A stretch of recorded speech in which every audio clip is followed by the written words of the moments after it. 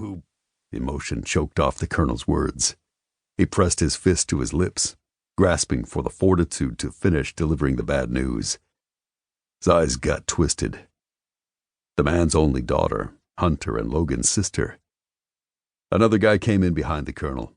Big, blonde, badass, and totally pissed off. Deke Trenton, Kimber's husband. "She's gone. She dropped the kids off at daycare, then made the trip to the grocery store. And didn't come home. A courier delivered this 30 minutes ago." They all crowded around as he whipped out a picture of Kimber, her auburn hair tangled, her big eyes red-rimmed, with a gag over her mouth, her hands tied behind her back, and a gun to her head. Holy shit. "We'll get her back." Despite his face going pale, Hunter sounded resolute. "We'll do whatever it takes." "You're fucking right we will," Deke spat. "I want my kitten back. Jack and the rest of the Oracle team are at our office strategizing. Any help you can spare, you'll have it," Hunter promised. "We need to lock down the rest of the wives and kids. Fast," the colonel managed, "before it's too late." The older man ducked out, looking as if he could barely keep himself together. Deke didn't look much calmer.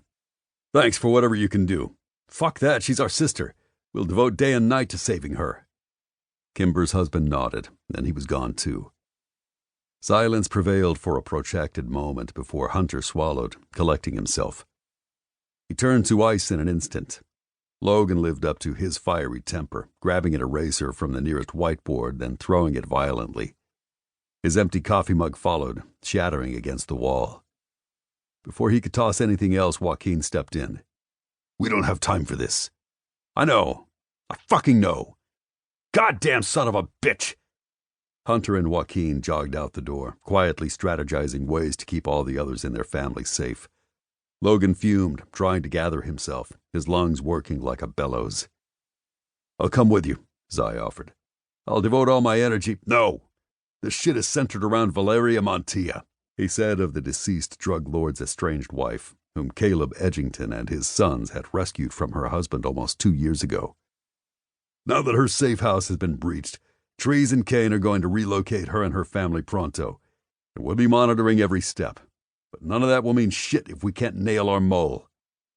In other words, prove Tessa was guilty and stop her. Zai bit back an argument. Logan didn't have time for it with his sister in the clutches of a cartel, demanding information the team couldn't afford to give. Giving up a client would ruin their professional reputation. In short, they were utterly screwed between a rock and a hard place. "I'm leaving," the former SEAL barked. "You're in charge until one of my brothers or I come back." "Me?" "Josiah and Cutter have quit. Trees will be on the road to Florida taking Kane, who just started his first day on the job. That leaves you and 1 Mile, and he's too unpredictable to be in charge." "Good point. I'll handle things." With a nod, Logan tore out of the conference room, slamming the door behind him. After some shouting in the hall and more doors slamming in the distance, the office fell silent. Kimber being abducted was a curveball he hadn't seen coming. No one had. Zai marched out of the conference room. The rest of the team stood in the middle of the reception area, looking as shocked as he felt. Tessa was clearly more shaken than anyone to learn that her friend had been abducted. She grabbed his arm. "Do you know anything beyond the fact Kimber has been taken?" "No, no one does." "I can't believe this is happening."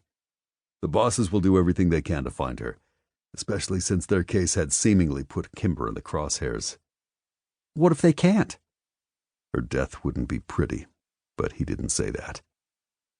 Zai was so used to playing dangerous games with dangerous criminals that he sometimes forgot that people like Tessa weren't. And despite the boss's suspicions, he doubted she had any experience dealing with a cartel. He just had to prove that, somehow. "Don't think that way." He wanted to comfort her, but wouldn't take her in his arms here. Neither of them needed to give the office any fodder. Despite the fact he worked with well-trained operatives, they gossiped like a gaggle of hens. The Colonel, Hunter, Logan, and Joaquin are the very best at what they do. And I don't know Deke, but "He's scary." That didn't surprise Zai. As co-owner of their sister organization, Oracle Security, along with the infamous Jack Cole, he figured Kimber's husband had a fearsome motherfucker side.